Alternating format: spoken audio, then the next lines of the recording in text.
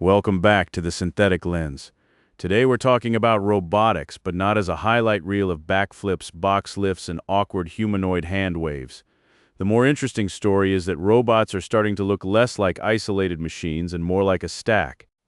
You've got foundation models giving robots a better way to understand instructions. You've got simulation systems generating practice worlds. You've got edge compute powerful enough to run more intelligence on board. You've got companies building humanoid bodies, warehouse workflows, teleoperation systems, fleet dashboards, and safety claims around all of it. So the question isn't, did somebody make a robot that looked cool in a demo? The question is, are we watching robotics leave the lab and become infrastructure? That's the right frame. Robotics has always had impressive demos.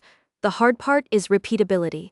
Can the machine do the boring task again and again and again in a facility that wasn't redesigned around the robot?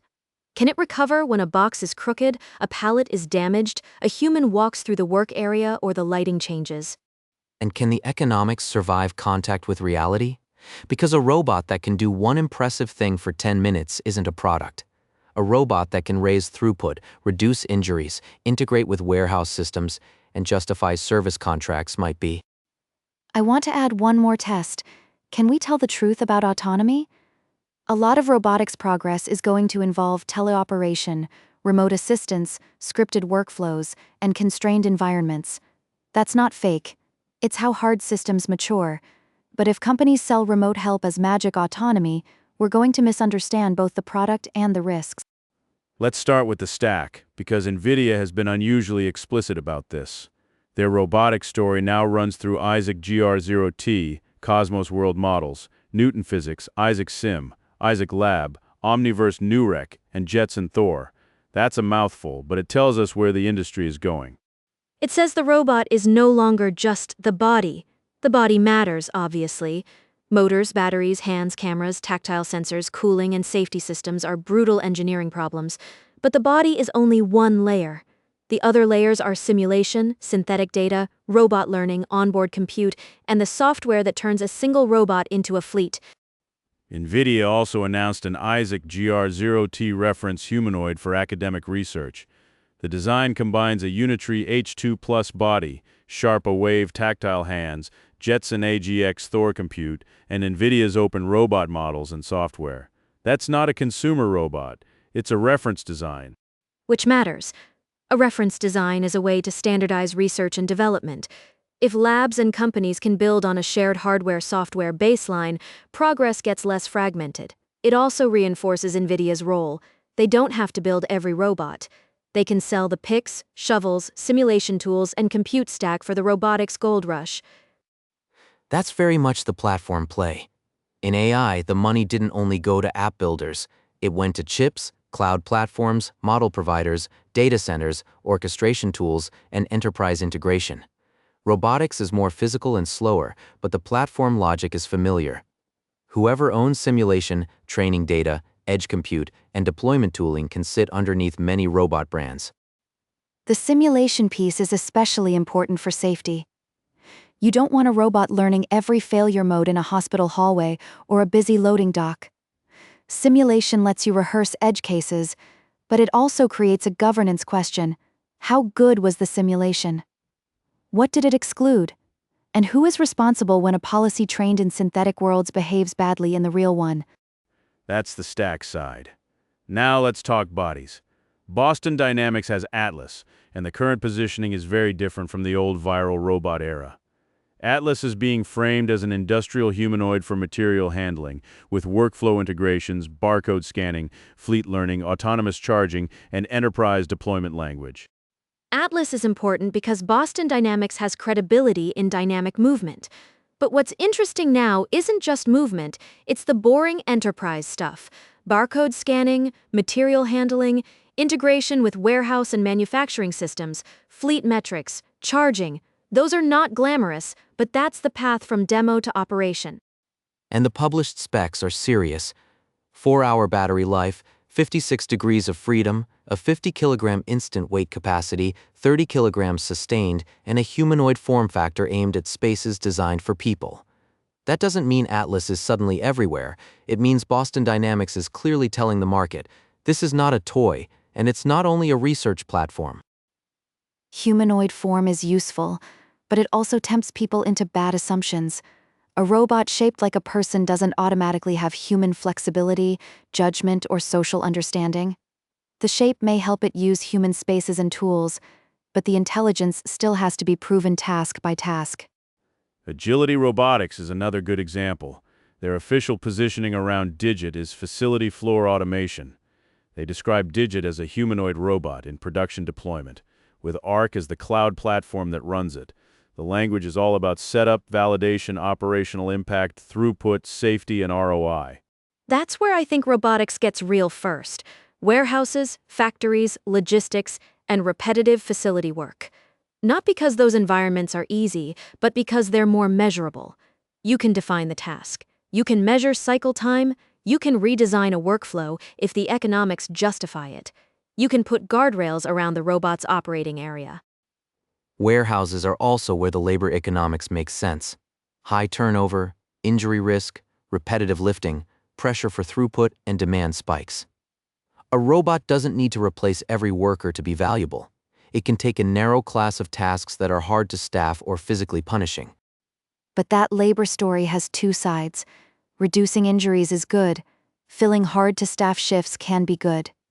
But if deployment becomes surveillance-heavy or pushes workers into robot-paced environments, the safety pitch can turn into a speed-up machine. We should watch not just whether robots work, but what kind of workplace they create around them. Apptronik's Apollo fits the same pattern. Apptronik calls Apollo a general-purpose humanoid, but the near-term target is warehouses and manufacturing plants. The company also talks about longer-term uses in construction, oil and gas, electronics, retail, home delivery, and elder care. I like that source because it makes the timeline distinction visible. Near-term, warehouses and manufacturing. Long-term, nearly everything else. That doesn't mean the long-term vision is fake. It means we should judge the company first on the environments it's actually targeting soon. The manufacturing question is going to be decisive. A humanoid robot can be impressive and still fail if it can't be built, serviced, and financed at scale. Apollo's pitch includes mass manufacturability and payload. Those are the words I care about more than a viral clip. Now let's bring in Unitree, because the G1 changes the temperature of the conversation. Unitree lists the G1 at a starting price of $13,500 before tax and shipping. It's about 35 kilograms, roughly 132 centimeters tall, and the base model lists 23 degrees of freedom. That's a different price universe. It doesn't mean a $13,500 humanoid can safely do valuable work in your home or warehouse tomorrow. But it changes expectations. It pressures the rest of the market. It says humanoid hardware may not stay locked in the world of bespoke, extremely expensive research machines. And Unitree's own caution language is worth noting. They describe the robot as a complex, powerful machine in an early-stage industry and warn people to use it carefully. That's the right kind of caveat. A lower price does not erase the risk of motors, joints, falls, impacts, software bugs, or unsafe modifications.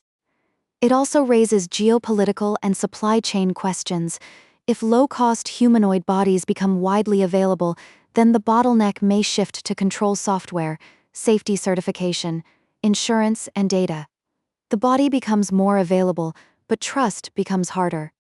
That brings us to the part everyone emotionally jumps to, the home. 1X has NEO positioned as a home robot for chores and assistance. Figure positions Figure 03 as a general-purpose humanoid for everyday home help, using Helix AI to handle changing home environments. Home robots are the most compelling and the most difficult. A warehouse is chaotic, but it's still a controlled business environment compared with a home. Homes are full of children, pets, clutter, stairs, glass, knives, private conversations, medical information, and weird one-off situations. A robot that works in a demo kitchen hasn't proven it belongs in every kitchen. 1X's expert mode is a fascinating signal. They say NEO works autonomously by default, but for chores it doesn't know. A 1X expert can guide it. That may be practical. Remote assistance can help robots learn and complete tasks, but it also means the product isn't just a robot in your house. It's potentially a robot connected to outside human operators. And that's not automatically bad. A lot of automation starts with humans in the loop. Elevators had operators. Cars had driving instructors. Call centers use escalation.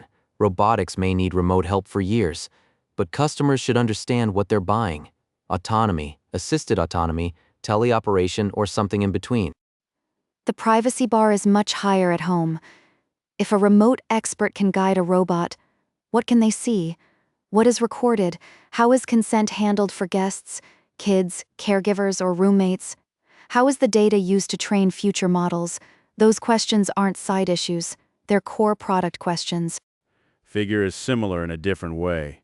The official site gives a clear consumer home direction, Figure 3, general purpose humanoid, home help, helix for unpredictable environments. That's enough to understand the ambition, but not enough to treat household humanoids as solved. Exactly. The useful phrasing is ambition. The home is where the dream lives, but the first durable businesses may still be warehouses, factories, labs, hospitals, and logistics networks. And that creates a weird public perception gap. The consumer sees a humanoid and imagines a domestic helper. The CFO sees a capital asset. The robotics company may be selling to a warehouse operator while marketing to the public imagination. Tesla sits in that public imagination too, but we're going to be careful here. Tesla's official AI page wasn't accessible in our source check, so we're not going to build this episode around detailed Optimus claims. The safe point is that Tesla helped pull humanoid robots into mainstream attention, while the verifiable episode is broader than Tesla. That's good discipline. Robotics has enough real movement that we don't need to pad it with claims we can't source cleanly. So why now? Why does this feel different from the last decade of robotics hype? First, perception and language improved. Robots can use vision language systems to connect instructions with objects and actions better than before. Second, simulation is much stronger. You can train and validate more behaviors before putting hardware at risk. Third, compute at the edge is better. More intelligence can run closer to the machine. Fourth, the market is hungrier. Warehouses need throughput. Manufacturers want flexibility. Healthcare and elder care are under staffing pressure. Labor cost, injury cost, and operational complexity all create demand for automation that can work in human-designed spaces. And fifth, the industry has learned that general purpose doesn't mean do everything on day one. It can mean a common body and software stack that gradually handles more tasks. That's a more plausible path. The robot starts narrow, then expands. That's also where the word humanoid can mislead us. A humanoid robot may be general purpose in shape, but deployment is still specific. Pick boxes, move totes, scan items, carry parts, assist with a constrained set of household tasks. The form factor is general, but the product is built one workflow at a time. The hard engineering problems are still everywhere. Hands are hard, batteries are hard, falls are hard, safety certification is hard, dexterous manipulation is hard, cleaning up a messy room is much harder than walking across a stage. The business problems are just as hard. Who owns the robot? Who services it? Is it sold, leased, or robot as a service? What happens when it breaks during peak season? How do you insure it? How do you calculate ROI if the robot is still improving? And the social problems are real. If robots enter workplaces, workers need visibility into what data is being collected and how productivity metrics change. If robots enter homes, families need privacy guarantees that don't disappear into a terms of service document.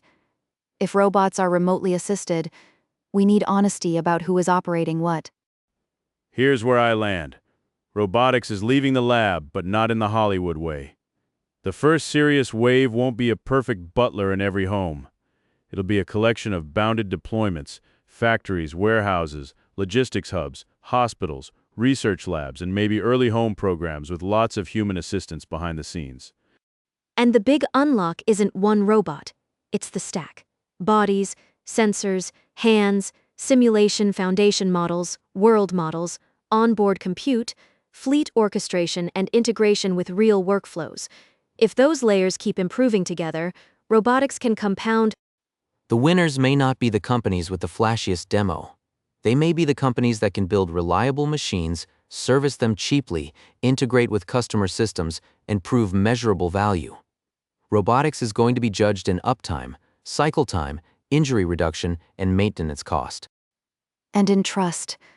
The robot has to be safe enough to stand near, predictable enough to work with, transparent enough to govern, and honest enough about its autonomy. If the industry gets that wrong, the backlash won't be subtle. So yes, something real is happening. The robots are leaving the lab. But the story isn't that science fiction arrived overnight. It's that physical AI is becoming an industry, one layer at a time.